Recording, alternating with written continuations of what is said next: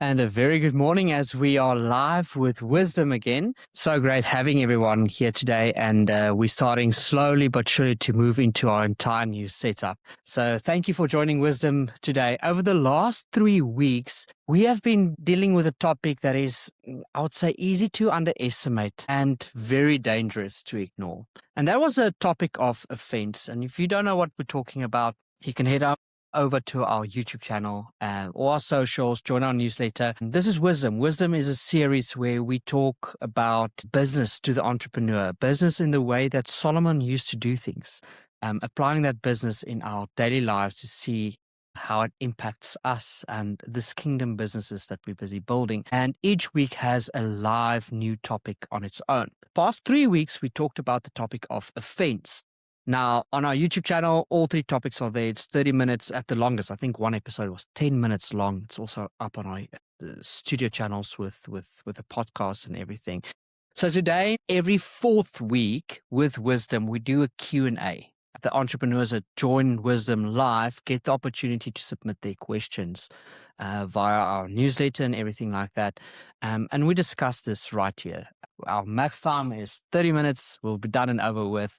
And that was on the topic of offense the last 3 weeks. And wasn't not offense as in someone irritated you and now you need a kind of like a motivational quote. I mean, offense is a deep trap of the heart, the kind that changes how you see people, how you fear and hear feedback, how you lead your team, how you treat clients, and how you parent, how you love your spouse, and how you build your business. In week 1, we introduced the idea that offense is commonly misunderstood because it often arrives disguised as justice. It feels justified. It feels logical. It feels like discernment, but very often it is not discernment at all. It is a wound asking for permission to become a world view. In week 2, we zoomed into the entrepreneur inside the workplace. We looked at how offense shows up in client relationships, team communications, hiring decisions, leadership tones, partnerships, and new ventures. We saw that an offended entrepreneur does not simply feel hurt. An offended entrepreneur interprets everything through hurt. Feedback becomes disrespect. Delay becomes rejection. Questions become challenges. And pushback becomes betrayal. Then in week 3, we move towards the healing side of things because awareness is not enough, right? Seeing the trap is not freedom. Freedom comes when we allow God to deal with what is underneath this, the reaction, the old wound, the past betrayal, the disappointment, the insecurity, the place where our pain has been quietly making decisions on our behalf. So today we're doing the Q&A. These are the questions entrepreneurs should be asking and did ask if they want to take this seriously. Not surface level questions, not the kind people ask because they want to sound mature. These are the questions that expose whether we are actually ready to become wiser leaders. So thank you so much for joining in today. We're going to look at 5 questions. If we run out of times, because we did do one promise on our channels and said the live segment will be 30 minutes. I think there was one time that we went over it, and we really want to respect people's time with this. This is a live segment. The full segment is on our YouTube channels. And please, if you've got questions or want to know more about what this wisdom is or anything, want to contribute, want to ask, want to see how you can apply biblical wisdom, Solomon's wisdom in your business and actually see the fruit thereof. I work with entrepreneurs on a daily basis. We're busy scaling a lot of companies, building a lot of companies, and we see the fruit if it's built on that wisdom, and we see what happens when it's not. So thank you so much for joining in this morning. Let's go for the first question. Question number 1 is, how do I know whether I'm genuinely discerning something or whether I am just offended? Talking about the topic of offense here.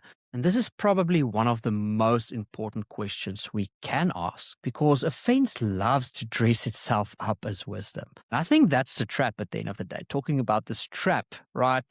By the way, this 3-day series or 3-week series was all based on John Bevere's book of the bait of Satan, which talks about the trap of offense. So that's what I'm talking about when I say the trap. And very few people walk around saying, I'm bitter, I'm wounded, and emotionally reactive. No, we say things like, I just have a strong sense about this person, or I can read people, or I'm protecting my peace, or I've learned not to trust easily. And sometimes that might be true. There is such a thing as discernment after all. There is such a thing as wisdom. There is such a thing as noticing patterns and protecting yourself from foolishness.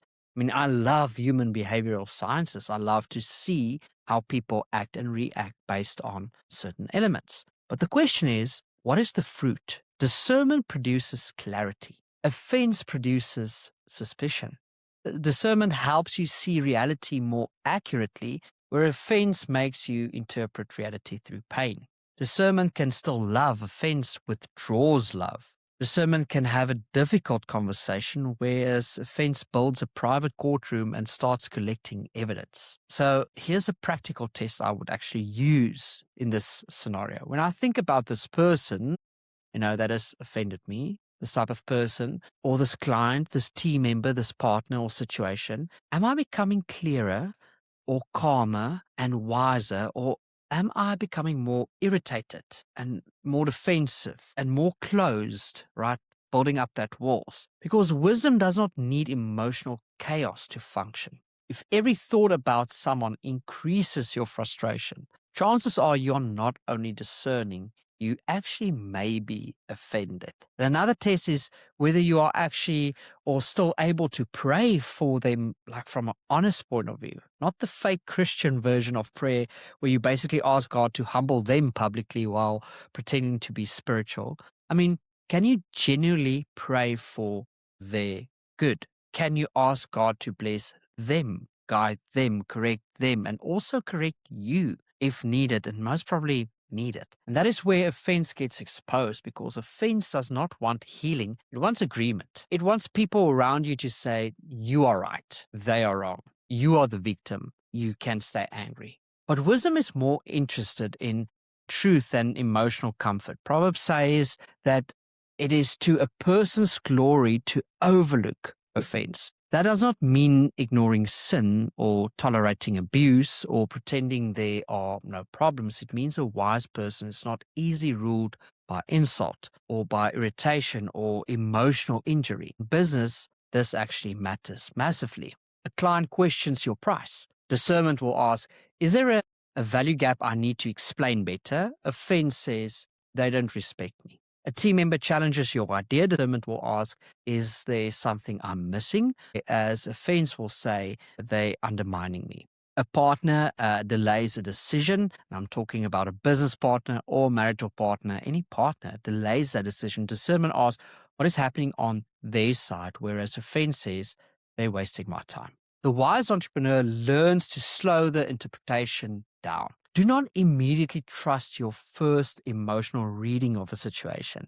Your first reaction is often not wisdom. It's often history speaking through the kind of like the present moment. So the answer is this. Discernment brings truth with peace. Offense brings accusation with emotional heat. And if you are serious about wisdom, you need to be honest enough to tell the difference. I'm going to look at question 2 here. What do I do when someone really did hurt me, betray me, or treat me unfairly? This is where we need to be very careful, because sometimes Christian teaching on forgiveness gets handled very badly. And when handled badly, it makes people feel like forgiveness means pretending nothing happened. And that is not biblical wisdom. That is emotional denial with church vocab sprinkled all over on the top, because apparently even avoidance needs branding, right?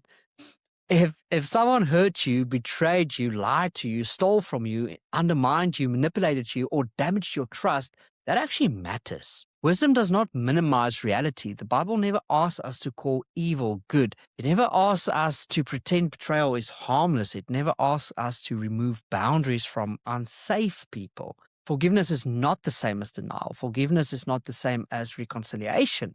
Forgiveness is not the same as immediate trust. Forgiveness is the decision to release the debt of vengeance and surrender justice to God while still walking forward in wisdom that distinction actually matters. Because many entrepreneurs have real wounds. A business partner acted dishonestly, a client refused to pay, a staff member betrayed confidence, a family member mocked the dream, a leader misused authority, a friend disappeared when things got hard. Those things are real, but here's the danger. If you do not deal with the wound starts managing future relationships. You begin punishing new people for old pain. You treat the next client like the last dishonest client. You treat the next employee like the one who betrayed you. Treat the next opportunity like the last few failure.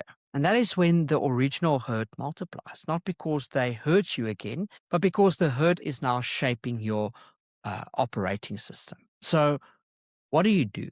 First, name what actually happened. And I'm talking about truthfully, not dramatically, truthfully. This hurt me. This broke trust. This made me afraid. This changed how I see people. There's power in honest naming, not because we want to worship the wound, but because we cannot heal what we refuse to acknowledge. Second, take it to God without polishing it. Many people pray like they are issuing a press release, clean, crawled, impressive, useless. Real prayer can be honest. The Psalms are full of raw language, hurt, confusion, grief, longing, repentance. God is not intimidated by your honesty. He already knows what is there. You are the one catching up. Third, choose forgiveness as obedience, not as a feeling. If you wait until you feel ready to forgive, may wait forever. Forgiveness is often begins before the emotion agrees. It is an act of trust. It says, God, I release my right to become judge, become the jury and the executioner over this person's life. And fourth, I would say apply boundaries where needed. Don't do it as a stock standard or as as the go-to where needed. Forgiveness does not mean giving a foolish person the same access. Proverbs is very clear about wisdom. It's clear about counsel, about caution, and avoiding destructive people. You can forgive someone and still change the terms of access. Fifth, allow wise people to help you process. Not gossip partners, not people who simply feel your resentment. Wise counsel, people who love truth more than trauma. About 4 or 5 weeks ago in this wisdom series, once again on our YouTube channel and on our newsletter, you'll see the links to the previous wisdom series. We talked about selecting the counsel, applying this counsel in your business ventures and how important that is to make a success of your business or of your ventures. And this falls directly within that because people who can say, yes, that was wrong.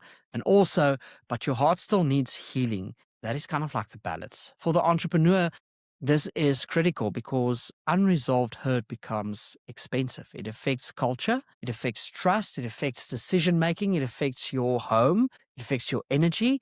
So if someone really hurt you, do not pretend it didn't happen, but also do not let it become the architect of your future. Take it seriously. Yeah, and take it seriously enough to actually heal at the end of the day. The third question on this topic of offense was, how do I handle offense in my team without creating a soft culture where everyone is oversensitive? And this is a brilliant question because naturally humans can ruin both sides of a good principle. On one side, some leaders ignore offense completely. They say people must toughen up. So they build harsh cultures where people stop speaking honestly because everything gets dismissed as weakness. But on the other side, some leaders build hypersensitive cultures where everything feeling becomes a verdict and every discomfort becomes a crisis. And that also doesn't work. It creates fragility, not maturity. Wisdom is neither harsh nor fragile. A wise culture is emotionally honest and responsibility driven. That means people are allowed to speak about tension, but they are not allowed to weaponize their feelings. They are allowed to say that conversation affected me because not allowed to say because I felt hurt. You are automatically guilty. And that distinction is everything. In a healthy business culture, offense must be addressed early, clearly, directly, and maturely. The goal is not to eliminate all conflict. That will just be ridiculous. A business without conflict is either dead, fake, or run by people who have mastered the I would say dark art of pretending. Healthy teams will have tension. They will disagree. They will challenge one another. They will misunderstand one another. The goal is not no tension. The goal is clean tension.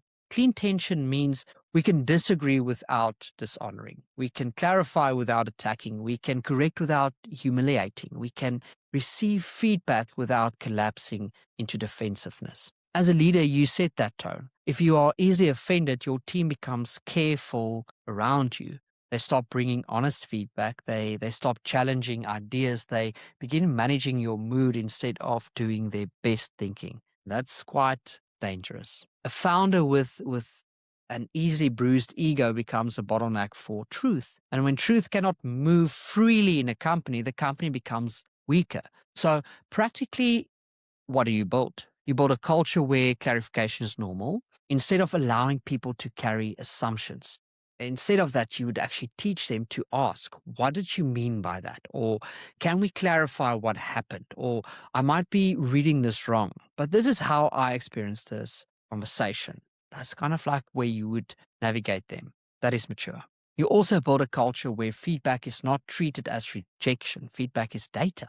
Sometimes uncomfortable data, but still data. A team member giving feedback is not necessarily being disloyal. Sometimes they are the only person brave enough to tell you what everyone else is quietly thinking. You also build a culture where apologies are normal. Leaders must model this. If you were sharp, own it. If you were misunderstood, own it. If you made a poor call, own it. Nothing makes a team healthier faster than a leader who can say, I was wrong, without turning it into a dramatic spiritual documentary. And finally, you must not tolerate bitterness disguised as concern. This happens often. Someone says, I'm just worried about the culture, but really they are spreading suspicion. Someone says people are saying, but never names who. Someone says, I just think leadership should know, but they are actually recruiting people into their kind of like offense. And that must be dealt with because offense spreads fast. A healthy culture does not silence pain. It processes pain truthfully. And that's the difference. So no, dealing with offense does not mean creating a soft culture. It means creating a mature one.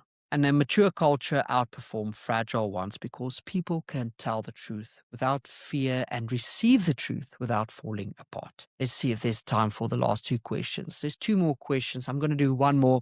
I'm going to give the other one on my newsletter. So please, if you are joining this journey, please join our newsletter. We've got a couple of free webinars, building your business, teaching you how to build a business, giving a business away for free even. And there's so much happening in there in the space of wisdom. So if you've got no idea what I'm talking about, DM me. I'll send you the links. Otherwise, just check on our socials for the links. And so, yeah, just bless you guys for this morning. Thank you for being here. And the fourth question is, how do I stop carrying old wounds into new business relationships and partnerships and opportunities? And this question matters because many entrepreneurs are not only trying to build a future, they're also trying to outrun a past. And the past is annoyingly athletic when ignored. Old wounds will follow very quietly. They show up when you negotiate. They show up when someone delays payment. They show up when a partner asks for more information. They show up when a team member disagrees with you. They show up when your spouse asks a simple question and somehow gets the full emotional invoice from a completely unrelated business trauma. And that is what unhealed offense does. It migrates. So how do you stop carrying it?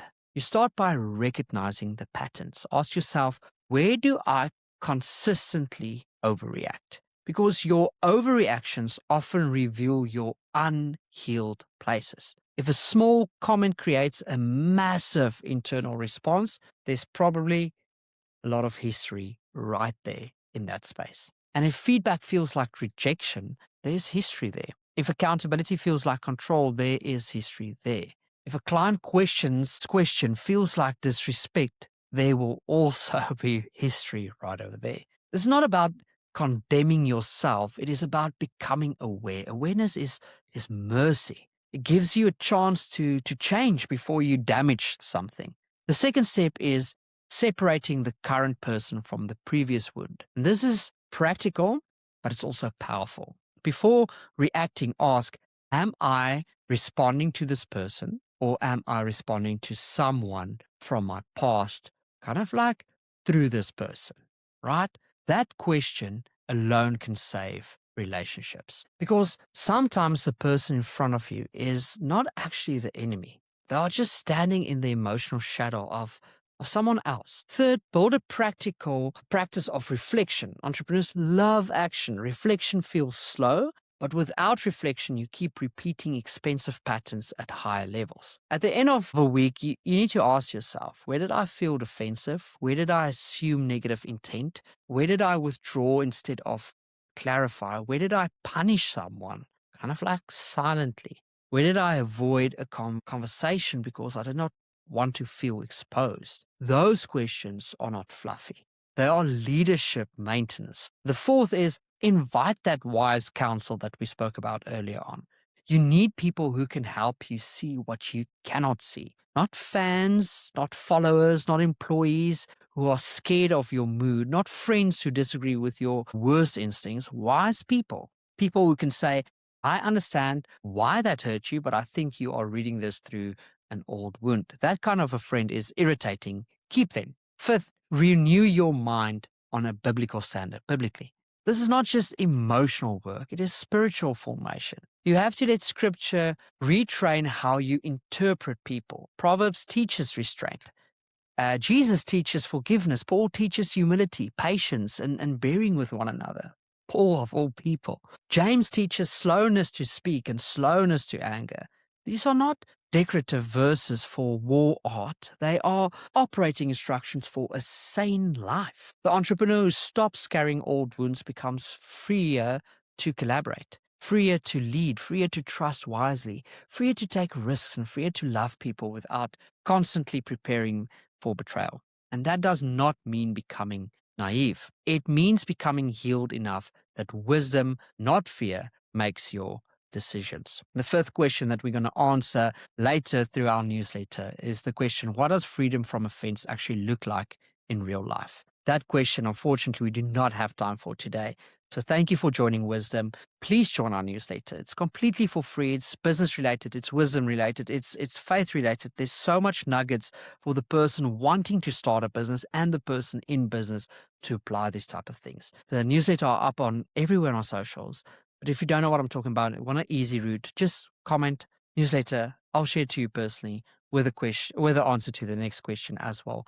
Thank you for being here this morning and enjoy the rest of your day. Wisdom is every Tuesday, this time slot, every week, with a lot of more content throughout the week. Not all live, we only have 2 live segments. So yeah, it was actually a blessing having everyone here. Cheers. Thank you.